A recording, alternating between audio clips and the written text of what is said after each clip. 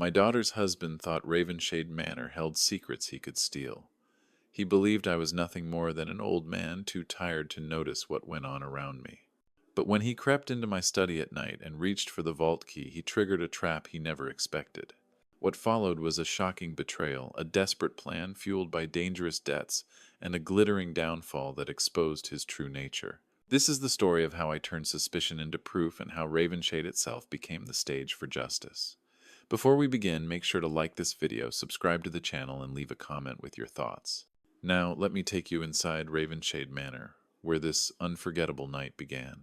Ravenshade Manor had stood on the cliffs for more than 2 centuries, its weathered stones bearing witness to storms, whispers, and secrets long buried. I had grown used to its solitude after my wife passed, filling my days with quiet routines, my nights with the steady rhythm of the sea crashing below. The halls were silent, the shadows predictable, and I found comfort in the order I kept. That order would not last. My daughter Clara called me one brisk autumn morning, her voice carrying a mixture of hope and strain. She asked if she and her husband Victor could stay with me for a while. Of course I said yes. A father never denies his daughter shelter. Yet the tone of her words lingered with me long after the call ended. I prepared their rooms with the care of a man expecting honored guests. Fresh sheets, polished wood curtains drawn against the wind. The guest chambers had not been used in years, but Ravenshade seemed to awaken at the promise of company. As I lit the old fireplace in the west wing, I could almost feel the manor breathing differently, its stillness waiting to be disturbed. By dusk, I saw their car winding up the long gravel drive, headlights cutting through the fog that clung to the cliffs. Clara stepped out first, her face pale but softened by relief. She ran into my arms with the same warmth she had shown as a child.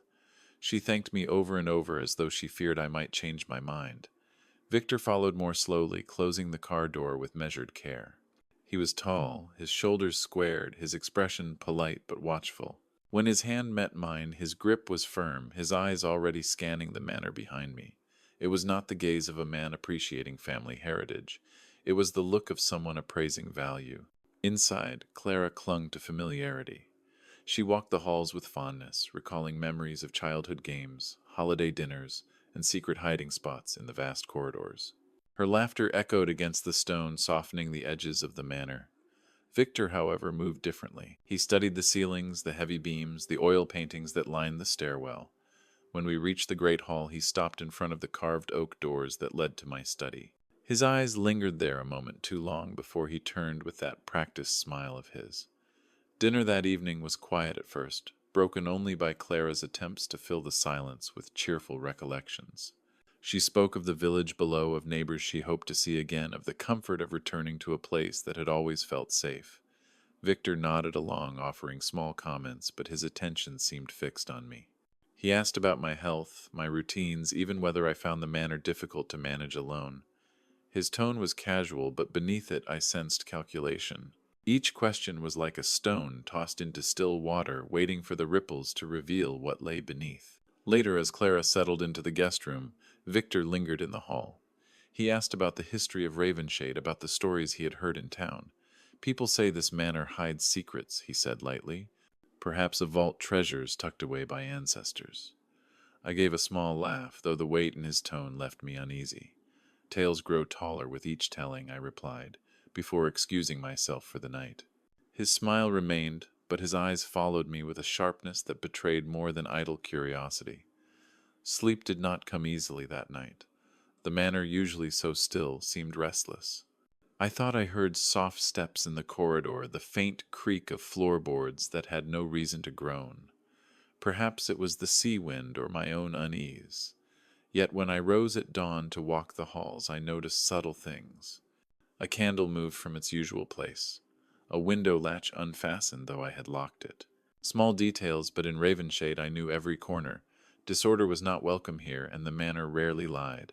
Over the next days the pattern deepened. Clara seemed genuinely at peace, thankful for the refuge. She spent her mornings helping in the kitchen, her afternoons wandering the gardens, her evenings curled near the fire with a book. Victor, on the other hand, never seemed to rest.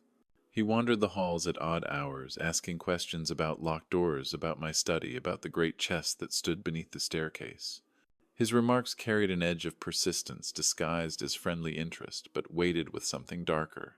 One evening, as the storm winds howled against the windows, I passed the library and saw Victor standing before the tall shelves. He was not reading. He was running his fingers along the spines as though searching for a hidden lever or secret passage.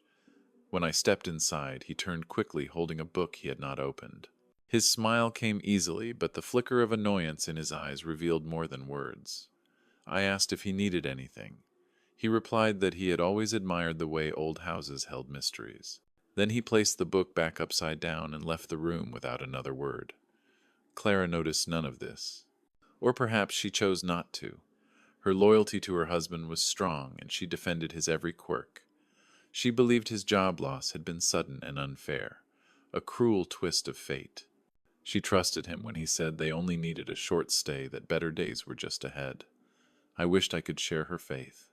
But each night, as the waves pounded the cliffs, I found myself wondering if Victor's interest in Ravenshade was about more than curiosity. On the fourth night, the manor confirmed my suspicions. Returning from the kitchen, I saw a faint glow under the door of my study. I had not left a lamp burning. My hand tightened on the doorknob, but I did not enter. Instead, I waited in the shadows of the hall listening. A drawer slid open inside, followed by the soft thump of papers being shifted. The sound lasted only a moment before the light dimmed and the door opened. Victor stepped out, moving with care, his eyes darting toward the guest chambers. He carried nothing visible, but his hands brushed against his coat pockets, as though checking their contents. He did not see me. I returned to my room and sat in silence, my mind racing. Victor had crossed a line. He was not just curious, he was searching, and I knew what he sought. Ravenshade did indeed hold an iron vault, a relic of my ancestors, though few alive knew of its existence. The key had always been hidden safe from prying eyes, but if Victor had discovered even a hint of its location, then danger had truly entered my home. Clara's trust, my peace, even the sanctity of Ravenshade itself now hung in the balance. I could no longer dismiss my suspicions as the fancies of an old man. Something darker had arrived with Victor, something that would test both my vigilance and my resolve. And as I sat there, the storm outside battering the manor, I realized the uneasy dinners and late-night footsteps were only the beginning. Because the very next evening at the dinner table, Victor would ask a question that would pierce through the heart of the silence and turn suspicion into undeniable truth. The following evening arrived with a strange heaviness in the air. Ravenshade's walls seemed to press closer as the storm outside quieted into a brooding calm. Dinner was laid out in the great hall, the fire crackling with a restless energy. Clara spoke brightly, telling a story about her childhood walks to the village, her voice carrying warmth through the cavernous space. I listened smiling, but my mind stayed on the events of the previous night when I had seen Victor slipping out of my study. I was certain now that his interest in the manor went beyond idle curiosity. It was then, just as Clara lifted her glass, that Victor's voice cut through the conversation with casual precision. He leaned back in his chair fork, poised midair, and asked, "What sort of lock does the vault in your study have, Edwin?" The words hung in the air like smoke. Clara nearly choked on her wine, coughing, as she set her glass down with a clatter. Victor's eyes, however, never left mine. They gleamed with something predatory, something that made the air colder. "Victor, what kind of question is that?" Clara said, her voice laced with nervous laughter. But Victor only smiled, a thin, practiced curve of his lips. His fork lowered slowly to his plate, his gaze unbroken. "Just curious about home security," he said smoothly. "There have been whispers in the village about burglaries. I thought it was wise to ask. I had lived at Ravenshade Manor for decades. Never had I heard of such burglaries. The neighbors spoke of storms, of crops of old legends carried by the sea wind, but never of intruders." Victor's hand waved dismissively as though he had expected my doubt. "These things are kept quiet," he insisted. "No one wants panic." He leaned forward now, elbows resting on the table, the flicker of the firelight sharpening his expression. "But a man your age, living in a place this size, must have some serious precautions." His tone was polite, but beneath it I felt the bite of a blade. Clara shifted uneasily in her chair. "My father has always been careful," she offered quickly. "He locks everything, keeps things in order." "Right," Victor pressed, his voice tightening. "But what about insurance, Edwin? If something were to happen to you, heaven forbid, Clara would need to know where things are kept. Wouldn't she? The room seemed to shrink around us. His words fell with deliberate weight, his fingers tapping lightly against the table. I studied his face. His pupils widened when he mentioned my death, and his jaw clenched almost imperceptibly when I did not answer immediately. "Everything is in order," I said. At last my voice even. "Clara knows what she needs to know." "But does she know about the key?" he asked softly, almost like a whisper meant to drift unnoticed. The words sliced through the air. Clara turned to him, brow furrowed in confusion. "What key?" she asked. Victor's smile widened, almost triumphant. "The one in your father's drawer." My chair scraped back against the stone floor as I rose, my voice sharper than intended. "How do you know about a key in my drawer, Victor?" For the briefest moment his mask slipped. Cold calculation flashed across his features, quick as lightning. Then, as if nothing had happened, the mask returned, polished and practiced. "I was looking for aspirin last week," he said with a smooth chuckle. "I had a terrible headache. Must have opened the wrong drawer by accident." Clara nodded quickly, too eager to fill the silence. "Yes, I remember. You were in terrible pain that night. But I remembered that night too." Victor had excused himself from the table for nearly half an hour. 30 minutes in which he had all the time he needed to rummage, to search, to pry. "The aspirin has always been in the cabinet," I said quietly, "not in the drawer." His jaw tightened ever so slightly, a tremor only someone like me would notice. "Must have been disoriented," he replied, his tone still smooth but less convincing. The conversation limped forward after that, Clara trying to recover the warmth of the evening, but Victor circled back again and again. He asked about banks, about neighbors, about whether anyone else held keys to the manor. Each question landed with the probing weight of fingers pressing against a wound, testing for weakness. By the time dinner ended, Clara rose quickly, eager to escape the tension. "I will handle the dishes," she said with forced brightness. "You cooked, father. Rest tonight." "It is fine," I replied, already gathering plates. Routine has always been my anchor, and I needed it now more than ever. The simple rhythm of washing and drying steadied my mind. But with every dish I replayed Victor's words, his mention of the vault, his knowledge of the key, his obsession with my death. Upstairs, their voices drifted through the old beams of the manor, muffled but insistent. Then silence. I stood alone in the quiet kitchen, my thoughts sharper with each passing second. Victor was not a desperate man searching for direction. He was a calculating man searching for treasure. I set the last dish in its place and hung the towel with deliberate care. The kitchen gleamed with order, but I knew the rest of the house no longer felt safe. Ravenshade had become something else. Not a home, but a stage on which an unspoken struggle had begun. I climbed the stairs, slowly pausing when I saw it. My bedroom door, usually closed tight, stood ajar by 2 inches. Darkness peered out from the gap like an unwelcome guest. My breath caught in my chest. I had closed it before dinner. I always did. There was no reason for anyone to be inside. For half a minute I stood motionless on the landing, listening to the silence of the manor. The guest room was still. The hallways offered no sound but the faint groan of old wood. Slowly I pushed the door open. The hinges made no sound. I had oiled them well, but stepping inside felt like trespassing upon myself. The room appeared untouched at first glance.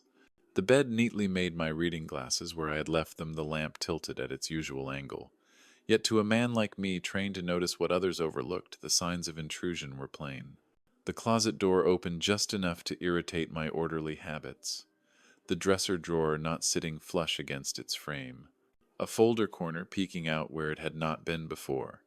I crossed the room and pulled the drawer open. My papers were disturbed. Insurance records mingled with old bank statements, my will shifted from its hidden place at the back. And the brass key that had always rested beneath the drawer's lip was gone. I traced the wooden edge with my fingers, the tape torn away. Victor had found it. The vault was no longer a rumor to him. It was a certainty. Rage tightened my chest, not fear.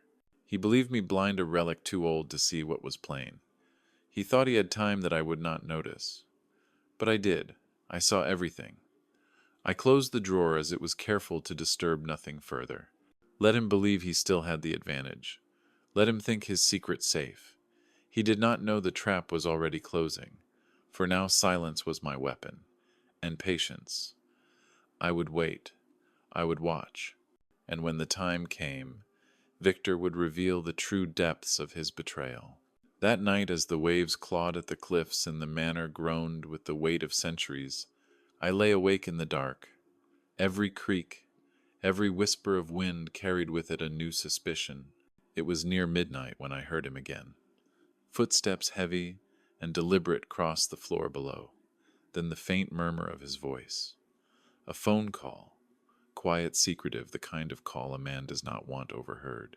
I slipped from my bed and moved closer to the vent that connected my chamber to the hall below. And through the iron grate Victor's words drifted up, clear as the sea air. "The old man is loaded," he whispered. "I found the papers. The money is real. Tomorrow night when Clara is gone, it will all be ours."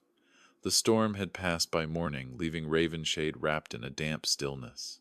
The sea below was calmer now, though the waves still pressed against the cliffs with a steady rhythm like a heartbeat.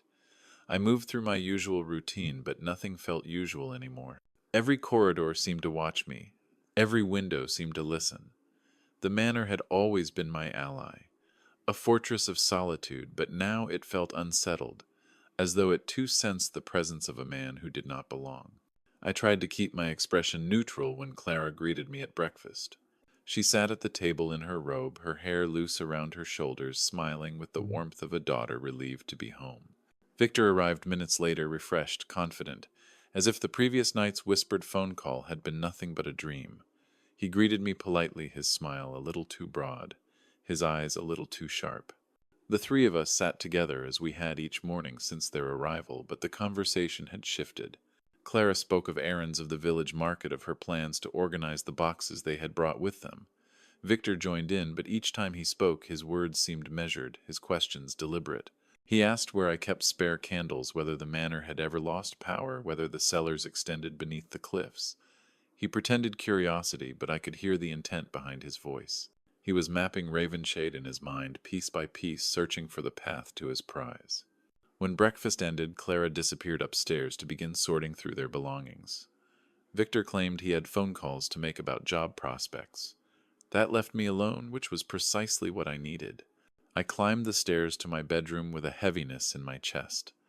The door stood closed now, just as I had left it, but I no longer trusted appearances. I pushed it open slowly, my eyes scanning every detail of the room. At first glance, everything seemed as it had been the night before, but as I stepped deeper inside, I saw the truth. The air in the room felt disturbed, unsettled. The curtains hung slightly uneven, though I always drew them neatly. The closet door stood open by only a few inches, but those inches screamed at me. I had closed it, always. My eyes moved to the dresser, and there it was again, the drawer not flush with the others, the faint outline of a folder corner protruding where it should not. I opened the drawer carefully, my hands steady despite the fire building in my chest. The folders inside had been rifled through, insurance papers mixed with banking records. Documents shifted, their precise order disturbed. Most telling of all my will, which I kept tucked in the back of the drawer, had been dragged forward. It was as though someone wanted it ready, accessible, visible. But the worst discovery was the absence of the small brass key. For years I had kept it hidden under the lip of the drawer, secured with tape in a place no one would casually find. My fingers brushed the wood, seeking the familiar edge of metal. There was nothing. The tape was gone. The key was gone. A wave of anger surged through me. Not fear, but anger. Victor had crossed from suspicion into certainty. He had the key. He had the knowledge. And he had the arrogance to believe I would not notice. I turned toward the far side of the room, to the walk-in closet that housed the vault. It was an old structure, reinforced iron, embedded within the stone of the house itself, a relic of another time. The digital lock still blinked reassuringly, but I knew that was no longer enough. The brass key Victor had stolen would override it. I stepped closer, resting my hand on the cold metal. This vault contained the sum of my life's labors, documents, savings, heirlooms passed down through generations. To Victor, it represented an escape from his debts, a solution to his desperation. To me, it was more than wealth. It was legacy memory protection for Clara long after I was gone. The thought of his hands touching it filled me with rage. Yet I forced myself to breathe, to calm, to think. Rage would not serve me. Patience would. I closed the drawer carefully, pushing it back so it appeared undisturbed. If Victor believed his theft had gone unnoticed, he would continue his plan. That would be his undoing. I stepped back into the hall, pausing to listen. From the guest room came the muffled sounds of Clara unpacking, the thud of boxes, shifting, the rustle of clothing. From further away, I caught the low murmur of Victor's voice speaking into his phone again. My ears strained, but the words were too faint. Still, I needed no confirmation. I knew what was being plotted.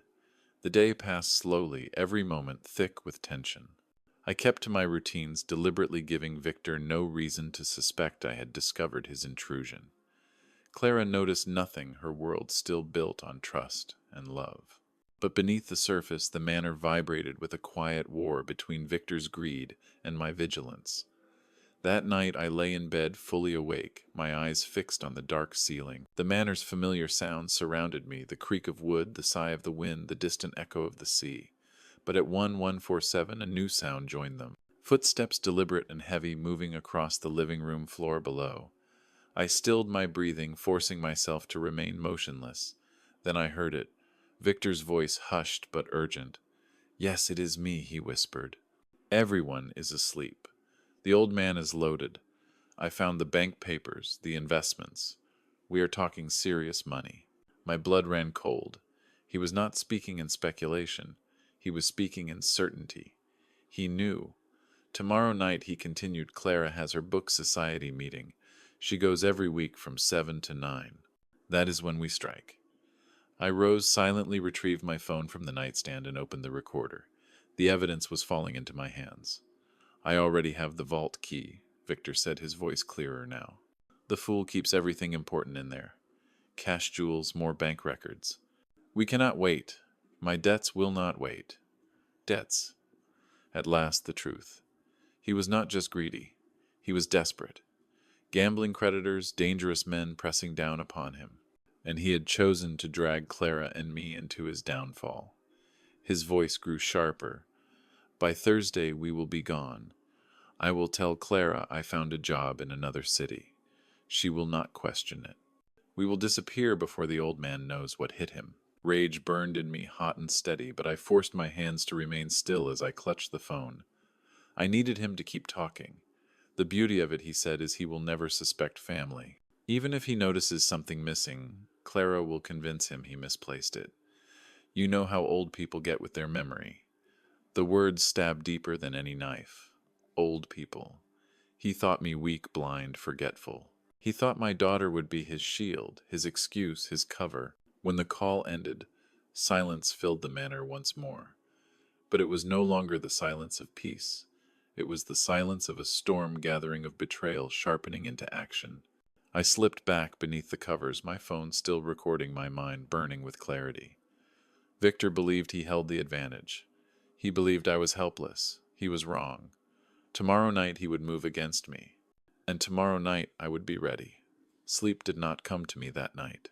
I lay in the dark with my phone still warm in my hand, Victor's words replaying in my ears like a curse. Every creak of Ravenshade carried new meaning. Every shadow on the wall seemed a whisper of betrayal.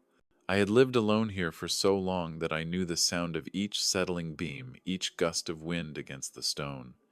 Now I was listening for something else, for the deliberate tread of a man who believed himself unseen. At 1147 the night before, I had heard him make that call, whispering into the darkness, speaking of debts, of stolen wealth, of escape. The evidence was captured on my phone, but evidence alone would not protect me. No, I would need something more. I would need patience, precision, and the kind of foresight only years of experience could provide. The following day I moved carefully, maintaining the rhythm of normalcy. At breakfast, Clara laughed easily, speaking of the library in the village and how she hoped to spend more time there. Victor joined her laughter, though his eyes remained fixed on me, measuring, testing, probing for weakness. He asked again about the vault, this time with more subtlety, and when I answered in vague phrases, I saw the faint twitch of irritation at the corner of his mouth. He believed he was clever. He believed I had not noticed the missing key, the disturbed drawer, the muffled phone calls. He thought me oblivious. That belief was my advantage. After breakfast, I excused myself to the village. I told them I needed errands, a visit to the hardware store, a few household necessities. Clara accepted the explanation without hesitation. Victor gave a polite nod, but his eyes betrayed calculation. He was tracking my movements, filing away each piece of information. He believed he had mapped my habits, my routines, the vulnerable spaces between them. The village was quiet beneath the pale sky, the market stalls nearly empty after the storm. I bought what I needed, but more importantly, I bought time to think. Each step through the cobbled streets brought clarity. Victor's arrogance was his weakness. He had already revealed too much, and in his desperation he would reveal more. When I returned to Ravenshade, I found Clara in the garden trimming roses that had bent under the weight of the rain. She looked content, peaceful, unaware of the danger that slept in the same bed she did. It pained me to see her trust so absolute, her love so blind. She had no idea her husband had already betrayed her in ways deeper than theft. That night the manor was quiet again. I climbed the stairs to my room, moving slowly, deliberately. My door was closed as I had left it, but when I entered, the sense of disturbance was back. The air felt wrong, as though it had been stirred in my absence. I walked to the dresser and opened the drawer. The dummy papers I had placed there earlier in the day had been moved. Victor had been here again. The violation went deeper than theft. It was personal. He had walked through my sanctuary, touched the private details of my life, treated my legacy as a puzzle to be solved. Anger surged, but I forced it down. I closed the drawer exactly as I had found it and stepped back. Let him believe his intrusion was unnoticed. Let him continue so that when the trap closed, it would close completely. Near midnight, the sound returned. Footsteps, careful, but not careful enough, crossed the lower floors.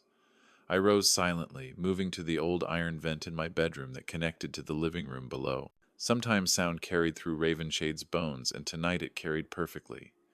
Victor's voice drifted upward, low but distinct. "Yes, it is me," he whispered. "Everyone is asleep. The old man is definitely loaded. I found the bank statements, the portfolios. We are talking serious money." My stomach clenched as I pressed the phone's recorder again. The words were evidence, each syllable more damning than the last. "Tomorrow night," Victor said, "Clara has her meeting. She goes every Tuesday 7 to 9. That gives us the perfect window." There was a pause, the faint crackle of another voice on the other end. Victor answered quickly, his tone sharpened. "Do not worry. I already have the key. I grabbed it yesterday. The fool keeps everything in that vault."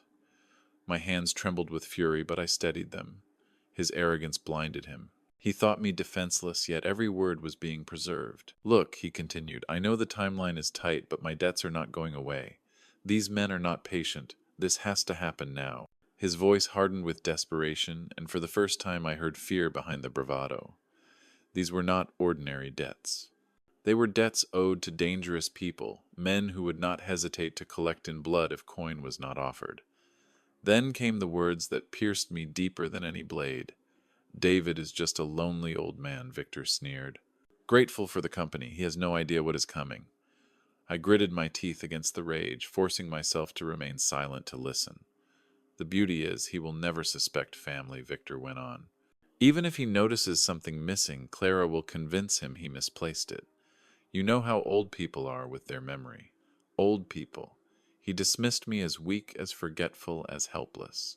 He thought Clara would be his unwitting accomplice, covering his theft with her love. "Trust me," Victor said, "finally, by Thursday we will be gone. I will tell Clara I got a job in another city. Something urgent. We will vanish before he knows what hit him." There was a pause, then the sound of a laugh, low and cruel. Maybe he should have been more careful about who he let into his house. The call ended. Silence filled the manor once more. I slipped back into bed, phone still recording my body rigid with fury. I stared at the ceiling, the old plaster shadows shifting with the flicker of the lamp. Victor thought he held the upper hand. He believed he had already won. But he did not know me. He did not know the years I had spent as an investigator, studying liars, catching thieves, exposing the desperate.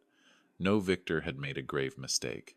He had assumed Ravenshade was his to conquer, that its master was too old to see. But I saw, I heard, I knew. Tomorrow would bring more whispers, more lies, more probing questions, but tomorrow would also bring the beginning of his end, because now at last I understood what I was up against. The morning after Victor's midnight call dawned gray and heavy, the kind of day where the mist clung to Ravenshade's cliffs like a shroud. I rose at my usual hour, though I had not slept at all. The recording on my phone felt heavier than any weight I had carried in years. Victor's voice was clear, undeniable, dripping with betrayal and arrogance. I knew then that silence would no longer be enough.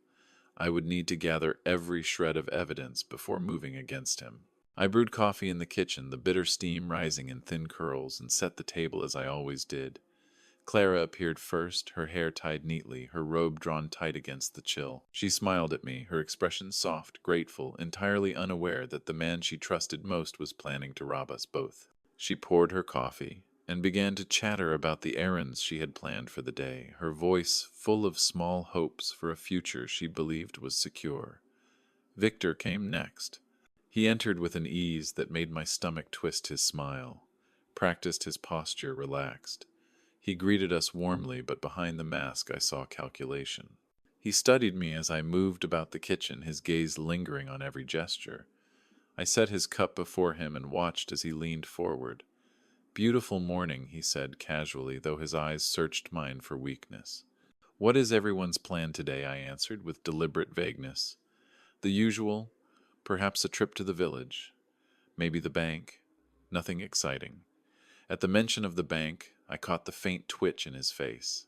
His eyes sharpened just for a moment, then softened again behind that false smile.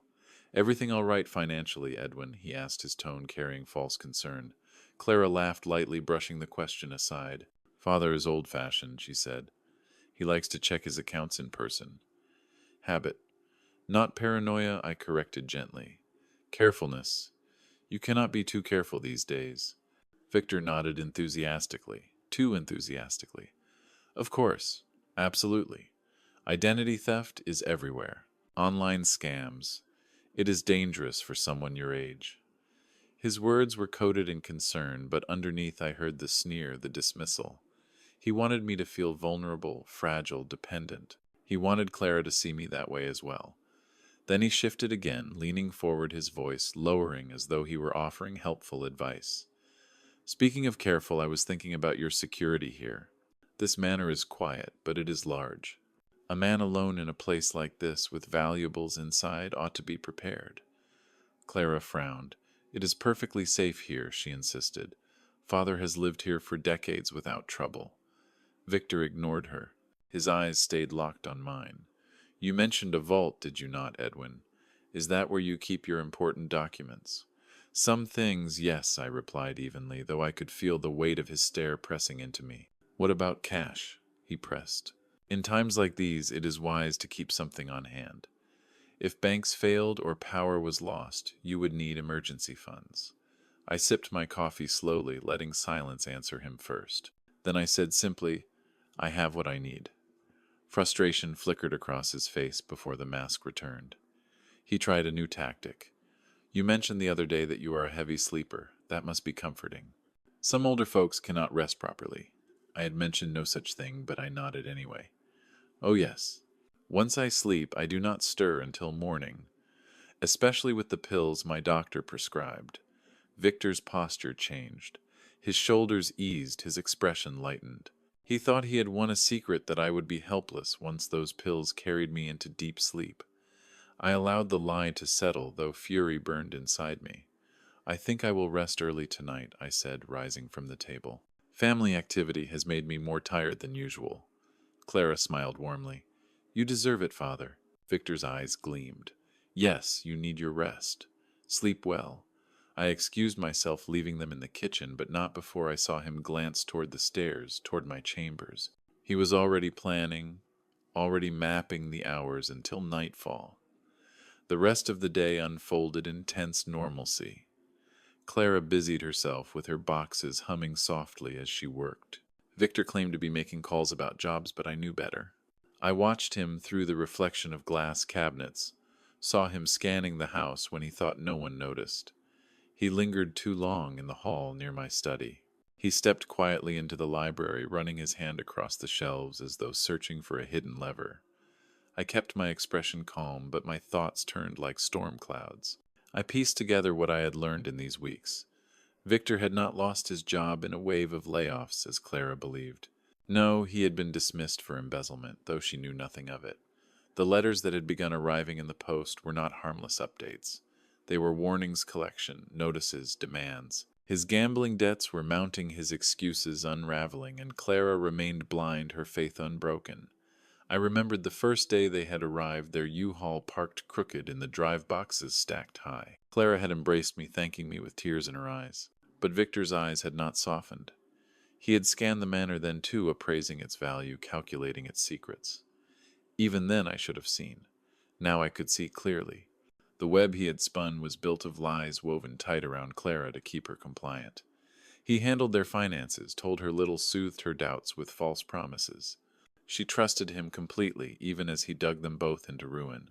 And now he had turned his gaze upon me, upon Ravenshade, upon the vault he believed would save him. But he did not know the truth. He did not know that I had lived my entire career catching men just like him. Men who believed themselves cleverer than the rest. Men who lied, who schemed, who betrayed. Victor was only the latest. By evening, Clara was content, her plans for the library filling her thoughts. Victor smiled beside her, playing the role of devoted husband, but I saw his eyes dart to the clock more than once. Each glance betrayed his anticipation, his hunger. I went to bed early, as promised, my performance complete.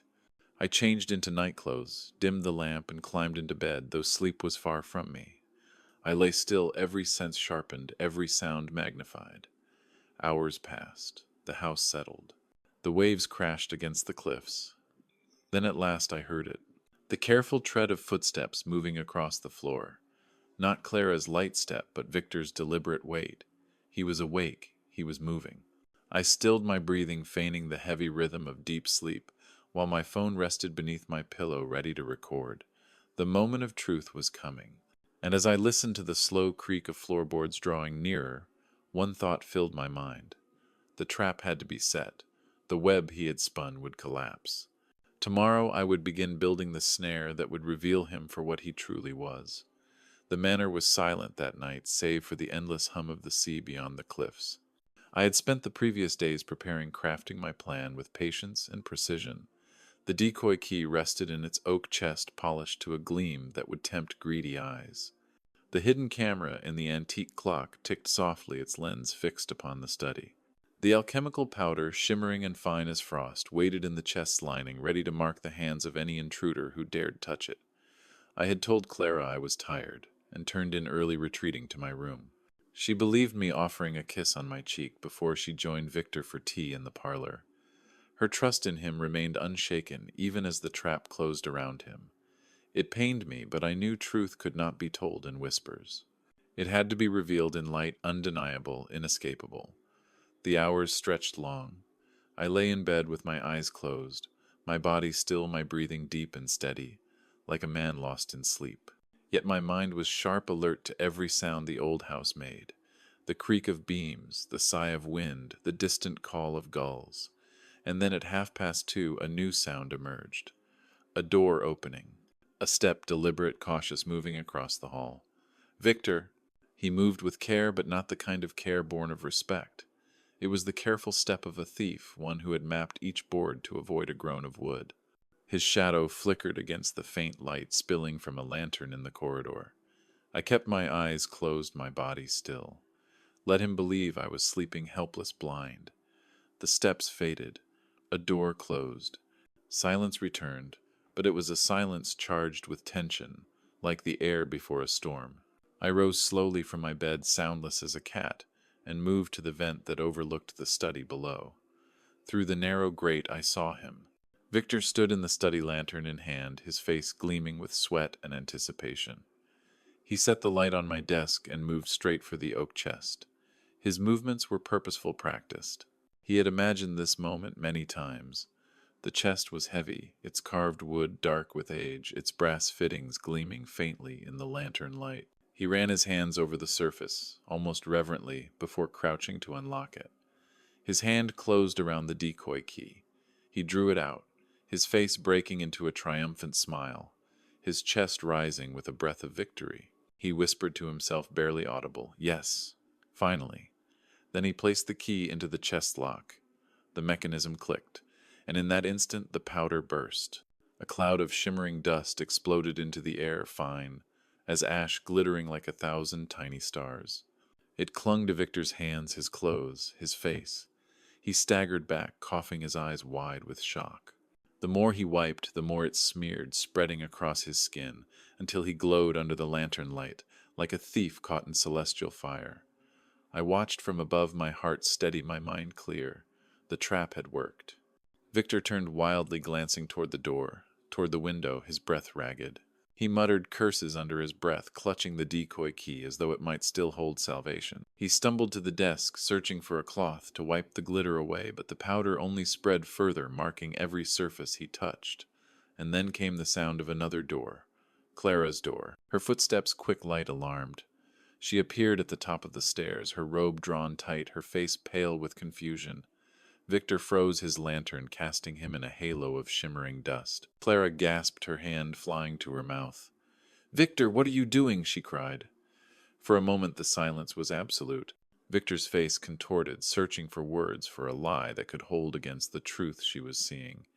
He dropped the key back into the chest with a clatter, raising his hands as if in surrender. "Clara, it is not what it looks like," he stammered. Her eyes widened with disbelief. "You are covered in it. What have you done?" I stepped from my room, then my voice calm but unyielding. "What he has done, Clara, is reveal himself." Both their heads turned toward me. I descended the stairs slowly, each step measured, my gaze fixed on Victor. His eyes darted, calculating, searching for an escape. But there was none. He tried again. "I heard a noise," he said quickly. "I thought someone had broken in. I came to check." I shook my head. "No, you came for the vault. You came for what you thought was hidden here." Clara looked between us, her face pale, her hands trembling. "Father, what is he talking about?" I reached into my pocket and withdrew my phone. With a press, Victor's own voice filled the air. The recording played, his whispers captured in perfect clarity. "The old man is loaded. I already have the vault key. Tomorrow night we strike." Clara's breath caught in her throat. She turned to Victor, her eyes filled with horror. "That is your voice." Victor lunged forward, his hand outstretched. "Give me that," he snarled. I stepped back, my voice sharp as steel. "Stay where you are." For a heartbeat, time held still. The lantern flickered, the dust glittered. Clara's face crumpled with betrayal. And then Victor froze, his shoulders slumping, as if the weight of his lies had finally crushed him. Clara's voice broke the silence, soft but firm. "Tell me it is not true. Tell me you are not doing this." Victor's lips parted, but no words came. His silence was answer enough. The web of deception had collapsed. The mask had shattered, and in its place stood only a desperate man caught in the glow of his own greed. But this was not the end. Not yet. For while Victor's lies had been exposed, the true extent of his debts, his schemes, his betrayal still lingered in shadow, and soon Clara would demand answers. Clara stood frozen on the staircase, her face pale in the lantern light. The dust that clung to Victor made him glow like a man caught in a dream turned nightmare. His chest rose and fell in sharp bursts, his hands trembling as though he could still find a way out of the trap he had walked into. But the recording of his voice echoed in the study, and the sound of his own betrayal hung heavier than any silence. "Tell me it is not true," Clara whispered again, her voice breaking as she looked at her husband. "Tell me you were not planning to rob my father." Victor opened his mouth, but only fragments of excuses spilled out. It was not. You do not understand." She shook her head, her eyes glassy with tears. "Do not lie to me again. Just tell me the truth." His shoulders sagged. For the first time since I had known him, Victor looked smaller, diminished, stripped of his practiced confidence. The mask was gone, and what remained was a desperate man cornered by his own greed. Clara turned to me, her expression full of questions she did not want answered. "Father, how long have you known?" "Since the first night," I said quietly. "I saw him in my study. I heard his phone calls. I knew what he wanted. Her lips parted, trembling. And you let me live beside him, knowing. I stepped closer, my voice gentle. You had to see it yourself, Clara. If I had told you, you would not have believed me. Her eyes flickered with pain, but she did not argue. She turned back to Victor, her hands clenched into fists at her sides. Why? She demanded. Why would you do this? Victor rubbed at his face, smearing the glittering dust further across his skin. He looked wild, frantic, like a man unraveling. I did it for us, he said, his voice sharp. Do you think your father was ever going to share what he had? Do you think he was going to make life easier for us? He has everything locked away, and we are drowning. Clara's eyes widened in shock. Drowning? What are you talking about? He hesitated then, the words burst out like a flood. The debts, Clara, the men I owe, the games I lost, 68,000 crowns. They want it back. If I do not pay, they will take everything. Her hand flew to her mouth. Gambling. You told me you left that behind. You swore to me. Victor's face twisted, shame battling anger. I had no choice. The job was gone. The bills kept coming. What was I supposed to do? Sit back and watch us starve while your father sat in this castle of gold. She shook her head, tears streaming down her cheeks. We would have managed. We always managed. But you lied. You lied to me every day. Victor reached for her, but she stepped back, her voice breaking. Do not touch me. The silence that followed was unbearable. The crackle of the lantern flame was the only sound between them. Clara's shoulders shook as she tried to steady her breath. Her entire world had shifted in the space of a few minutes. The man she trusted most had become a stranger before her eyes. Victor turned to me then, his voice desperate. Edwin, you can help. You have enough. One withdrawal, one signature, and it all goes away. No one gets hurt. I studied him, my voice calm, measured. Help, after you broke into my study, after you stole from me, after you mocked me as weak and forgetful. You think I would give you a single coin? His face hardened, his desperation turning to anger. You do not understand. These men are not patient. They will come for me. They will come for Clara. Do you want that? Clara stepped between us, her voice firm despite her tears. Do not drag me into your mess. Do not dare pretend you did this for me. Her words cut deeper than any blade, and I saw Victor flinch. For the first time he seemed to realize he had lost her. His eyes darted around the room, searching for something, anything that could restore control. But there was nothing. The dust still clung to him, glowing under the lantern's flame, branding him as guilty. The recording on my phone was undeniable. Clara's eyes no longer shielded him. She took a deep breath, her voice steadier now. Pack your things, Victor. You are leaving Ravenshade tonight. His mouth fell open. Clara, please. You cannot mean that. I can, she said firmly. And I do. Victor looked to me for support, but I remained silent. He was no longer my concern. This was between him and the daughter whose love he had betrayed. The silence stretched until Clara spoke again, her voice softer but resolute. You had a choice, Victor. You could have trusted me, trusted us. Instead, you chose lies, deceit, and theft. That is not a marriage. That is a prison. Victor's shoulders slumped, the fight leaving him. He looked older, broken, a man weighed down by the collapse of his illusions. He whispered her name once, but she turned away, unwilling to hear more. At last he stormed past us, both his footsteps echoing angrily through the hall. The glittering dust trailed behind him like a cursed cloak, marking every step of his downfall. The front door slammed, and Ravenshade was quiet again. Clara collapsed into a chair, her hands covering her face. I stood beside her, my hand resting gently on her shoulder. She wept not only for the betrayal, but for the years of trust that had just been shattered.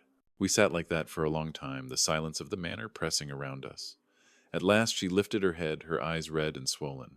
What happens now, Father? I looked toward the darkened window, the sea beyond, hidden in shadow. Now, I said slowly, we prepare, because Victor's story is not over. His debts are real, and desperate men do not wait long.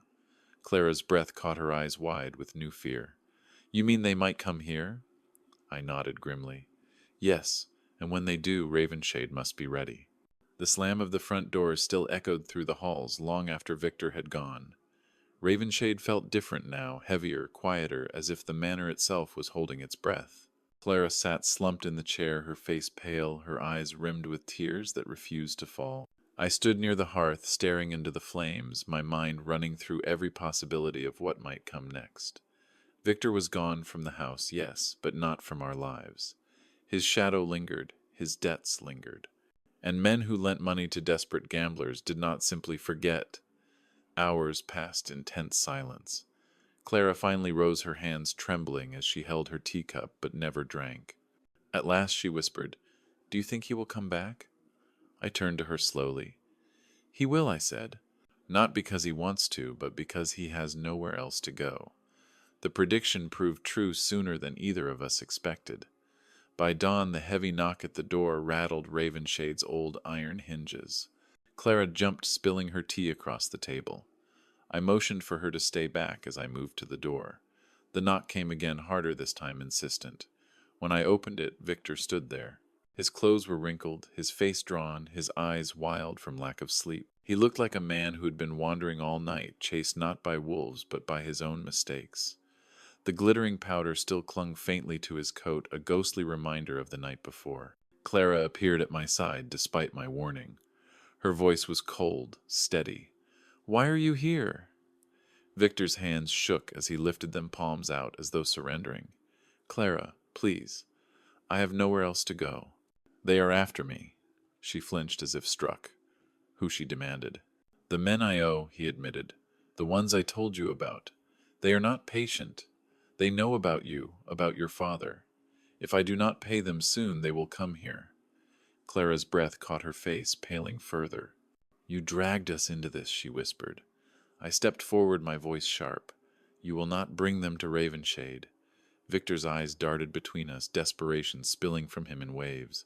"You do not understand," he said, his words tumbling over one another. "They will not just take money. They will take everything. They will hurt me, they will hurt Clara, they will hurt you. I need what is in the vault. The vault, always the vault. To him it was salvation, to me it was legacy." My jaw tightened. "You are not getting it." Clara crossed her arms, her tears replaced by fury.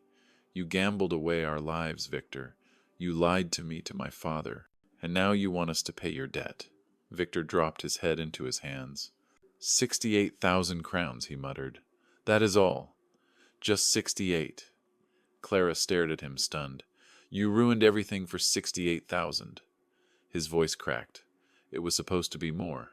I thought I could win it back, make us rich." The silence that followed was unbearable. Clara turned away, unable to look at him. I stepped closer, my voice low, controlled. "You must leave. Tonight." "But where will I go?" he pleaded, his eyes wild. "They will kill me." I shook my head. "That is not my concern anymore." His face twisted with anger, then his desperation boiling over into rage. "Do you think you can hide from them? Do you think this manor will protect you? They will come. And when they do, it will not matter how many traps you set." Clara's voice broke through his fury. "You still do not understand, Victor. It is not them I fear. It is you." He froze her words, hitting harder than any blow. For a long moment he said nothing. His shoulders slumped, his eyes flickered with something, almost human regret perhaps, or the faint realization of what he had destroyed. But then it was gone, replaced once more by that desperate hunger. "Fine," he muttered. "But when they come, do not say I did not warn you." He stormed out again, his footsteps pounding against the gravel drive until the sound vanished into the mist. Clara sank into the chair, her strength gone. I knelt beside her, my hand resting gently on her arm. "Father, what if he is right? What if they do come?" I looked into her eyes, steady, calm. "Then we will face them. Ravenshade has stood against storms before. It will stand against this one, too." For days afterward, the manor was cloaked in an uneasy stillness. Clara moved through the halls like a ghost, her once bright laughter silenced by betrayal. I kept my routines, but each sound, each knock, each creak, each rustle of the wind carried with it the possibility of danger. At night I lay awake listening for footsteps, not of Victor, but of the men who might follow him. And then one evening, as the tide rose high and the sea roared against the cliffs, a shadow appeared at the edge of the drive. A figure stood there watching, unmoving, as if measuring the manor from afar. I saw him from the window, his coat pulled tight, his face hidden in the mist. When I stepped closer, he turned and disappeared into the fog. Clara joined me at the window, her voice barely a whisper. "Father, was that him?" "No," I said, my stomach tightening. "Not Victor." Her eyes widened in fear. "Then who?" I did not answer. The truth hung heavy between us. The storm Victor had warned of was no longer a threat. It was already here. The figure in the mist haunted me long after it disappeared into the night. Clara and I stood by the window, the weight of silence pressing down on us. She clutched my arm tightly, her breath quick, her eyes wide with fear. For a long time, neither of us spoke, as though words might call the stranger back from the fog. "It was not Victor," I said at last, though my own voice lacked conviction. Clara swallowed hard. "Then it was one of them." I nodded slowly. "Yes, they are here." The following days blurred together in a haze of dread. Ravenshade had always been a fortress, a place of safety. Now every shadow seemed like a warning, every gust of wind like a whisper of danger. Clara tried to carry on with her routines, but her eyes betrayed her fear. She avoided the windows at night, avoided the long halls when the lamps flickered low. I spent my hours preparing. I checked every lock, every bolt, every shutter. I adjusted the old camera and the clock, tested the traps I had laid in secret. The manor's bones were old, but its spirit was strong. I would make certain it could withstand what was coming. Victor did not return, but his absence was no comfort. His debts had become ours, whether we invited them or not. I knew the men who hunted him would not rest until they found something of value, and Ravenshade was the prize Victor had promised them. It was on the third night that the knock came again. Not frantic like before, but measured, deliberate, the kind of knock that declared itself rather than asked permission. Clara froze at the sound, her hands trembling around the teacup she held. I motioned for her to stay behind me and stepped to the door. When I opened it, two men stood in the mist. Their coats were dark, their faces pale and sharp. One smiled, though there was no warmth in it. "Good evening, sir," he said smoothly. "We are looking for Victor Hale. We believe he may be staying here." My jaw tightened. "He is not here," I said flatly. The man tilted his head, his eyes narrowing. "That is unfortunate. He owes a considerable sum. We would very much like to resolve the matter." Clara appeared in the doorway before I could stop her. "He betrayed us," she said, her voice trembling but firm. "He is gone." The men exchanged a glance, then looked back at me. "If he is gone, then perhaps you can assist. You are his family, after all." I shook my head. "His debts are not mine." The smile vanished from the man's face. He leaned closer, his voice dropping. "Then they are your daughters. And if neither of you pays, we will collect in other ways." Clara gasped, stepping back. My hand tightened on the door. "Leave this place," I said, my voice cold. "You will find nothing here." The man's eyes gleamed with malice. "We will see about that." They turned and disappeared into the mist, but I knew it was not the last we would see of them. That night, Clara could not sleep. She paced the hall outside my room, her voice raw with fear. "Father, what will we do? They will come back. They will not stop." I placed a hand on her shoulder, steady and calm. "Then we must be ready." And so we prepared. The next day I showed her the hidden corners of Ravenshade, the reinforced doors, the narrow passages built into the manor's bones. I explained the traps I had laid, the plans I had crafted. She listened, her fear slowly hardening into resolve. By nightfall she no longer trembled. She stood straighter, her eyes clearer. When the men returned, as I knew they would, Ravenshade was waiting. It was after midnight when they came moving like shadows across the lawn. Lanterns dimmed their figures, cloaked in mist. They tried the front door first, then the side, then the cellar doors. Each lock held, each bolt stood firm. Frustration grew their voices, carrying softly through the night air. At last they forced their way through a window-shattering glass that echoed like thunder through the halls. Clara clutched my arm, but I motioned her to silence. We waited in the dark, the manor itself, our ally. The intruders moved carefully, their lanterns flickering across the walls. They whispered to one another, searching, always searching. When they reached the study, the oak chest caught their attention. They moved toward it eagerly, their hands greedy for what they believed was hidden inside. But as Victor had learned, Ravenshade did not give up its secrets easily. The moment they disturbed the chest, the powder burst shimmering in the air, clinging to their faces, their coats, their hands. They cursed and staggered back their lantern, falling their movements wild. From the shadows I stepped forward. Enough, I said, my voice ringing through the hall. They froze their eyes wide as the lantern light caught me. Behind me, Clara stood tall, her expression hard, her voice steady. Leave now, or you will regret it. The men hesitated, their arrogance faltering. They had expected an old man weak and blind. Instead, they found a house alive with traps, a daughter no longer afraid, and a master who had prepared for their every move. One of them snarled, "This is not over." "No," I said firmly. "It is." They turned and fled, stumbling through the halls, leaving a trail of glittering dust in their wake. When the door slammed behind them, Ravenshade fell silent once more. Clara collapsed against me, her body trembling, but her eyes burned with new strength. We had faced them, and we had prevailed. In the days that followed, peace slowly returned to Ravenshade.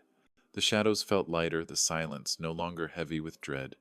Clara found work at the library in the village, her laughter returning as she rebuilt her life.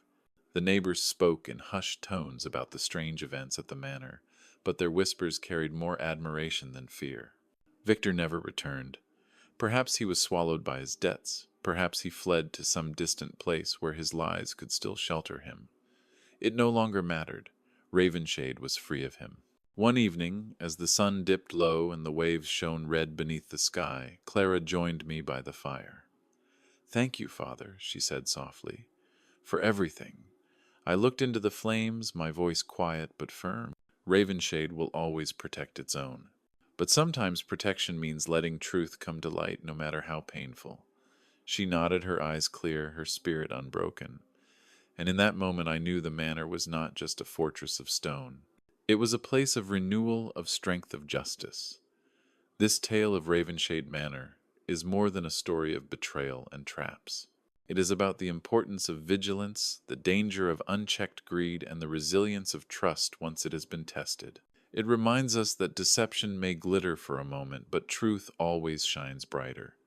And in the end, loyalty and courage are worth more than any fortune hidden behind iron doors. If you enjoyed this story, please make sure to like the video, share it with others who love suspenseful tales, leave a comment with your thoughts, and subscribe to the channel for more stories like this one. Your support helps bring these stories to life, and there are many more yet to tell.